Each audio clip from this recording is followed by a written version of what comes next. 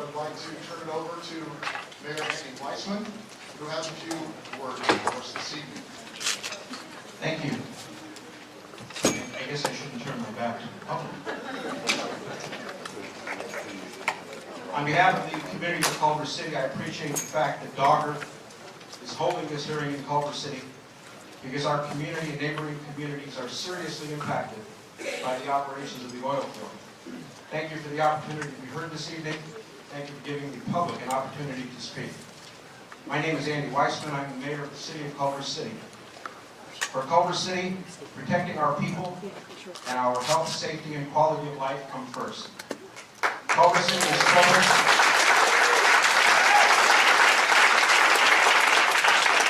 Culver City is troubled that it has taken DOGGR this long to even consider regulating fracking. Now and over the next several years, hundreds of new wells will be drilled in the Baldwin Hills oil field.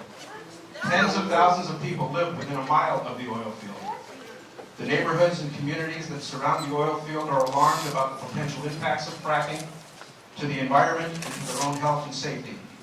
Many of those people are here this evening, and they are rightfully distressed that DOGGR has done nothing to inform them of the risks they face or to protect them from those risks.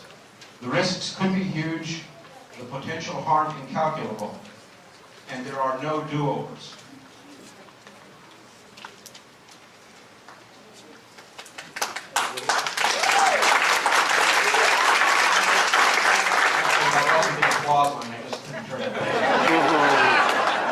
We respectfully suggest that it is time for the state to take the necessary and appropriate action and provide comprehensive regulations concerning the practice of fracking in order to ensure the public health, safety, and the environment are protected. And until DOGGR can establish regulations for fracking that DOGGR can assure will protect us, one wonders why DOGGR would not place a moratorium on fracking.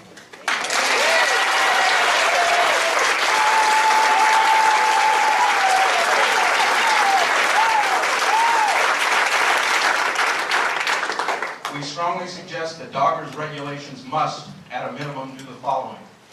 Assure that all oil operators provide DOGGR with sufficient information to understand and assess the potential impacts to water quality, air quality, ground movement, and the health and safety of the communities for new oil wells in which fracking is proposed. Assure that the communities are notified and have the opportunity to comment on the information provided as to wells for which fracking is proposed. Require fracking operations to be conducted using practices and restrictions that will minimize any potential risk to water quality, air quality, ground movement, and the health and safety of the communities. If the operator cannot demonstrate to DOGGR that fracking poses no material risk to water quality, air quality, ground movement, or the health and safety of the community, then DOGGR shall not permit fracking.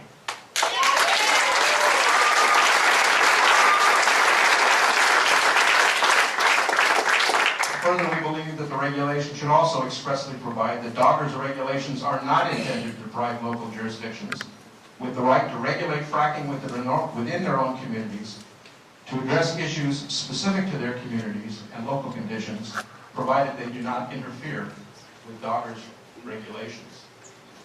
Regulations that require disclosure of the chemicals used in fracking and notice to residents and property owners that fracking is taking place may be important from an informational perspective, but are hardly adequate to protect public health, safety, and the environment.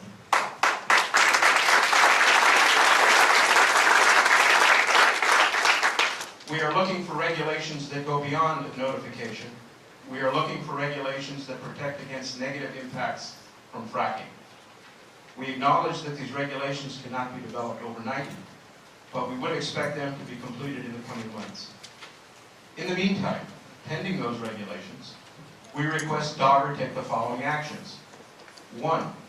As DOGGR has permitting authority over every new well in the state, we submit that DOGGR has the current authority to require new permit applications disclose whether the operator intends such wells to be fracked, the quantity and nature of fluids that will be injected, the hydraulic pressure to be used, the formation in which the fracking will occur, and the anticipated size of the fraction, volume of gas or oil to be produced.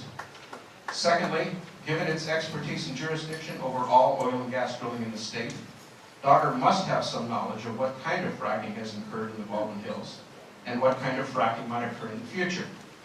Much of the fear in the community is stoked by the lack of information about what PXP has done or will do.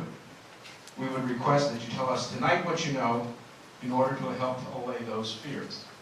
And if there's any reason why you cannot provide that information to us this evening, please tell us when this information will be forthcoming.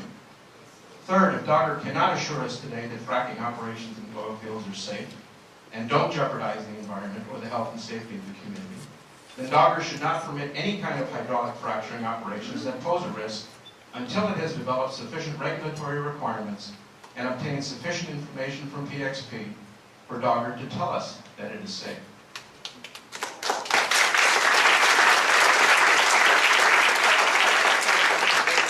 And this should not impose a real burden on PXP, as PXP has previously told the community that it has only used gravel tacking, except for 2 wells that it recently fracked for purposes of its fracking study, and that does not conduct the type of fracturing operations that may pose any risk.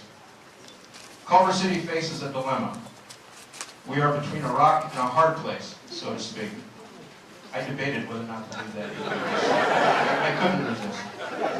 We are in the process of developing a new drilling ordinance relating to the anticipated drilling of dozens of new wells within Culver City limits, but remain somewhat uncertain as to what the city can do or should do with respect to fracking.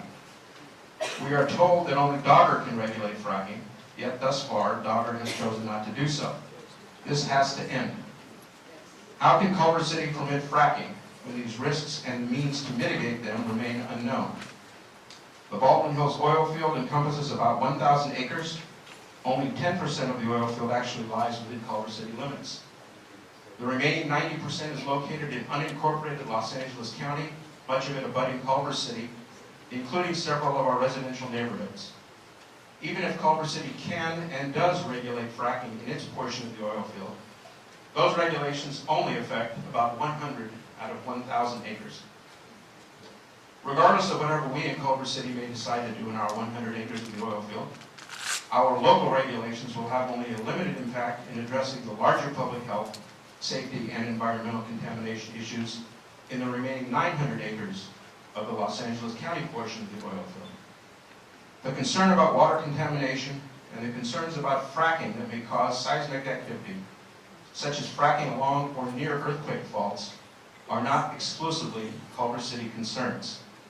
Rather, they are multi-jurisdictional, regional concerns, and even statewide concerns, and better addressed with comprehensive action taken by DOGGR. Our community spirit is certainly willing, but the laws may not be. Culver City and the County of Los Angeles, for that matter, may have the will, but some contend that we may not have the authority to do anything about fracking. We cannot afford to be timid where the public health and safety is at risk. We hope that DOGGR will do its job. We expect that DOGGR will act to protect the community. But if DOGGR is unable or unwilling to do its job, then Culver City is not likely to stand idly by. Thank you for listening to the concerns of the community this evening.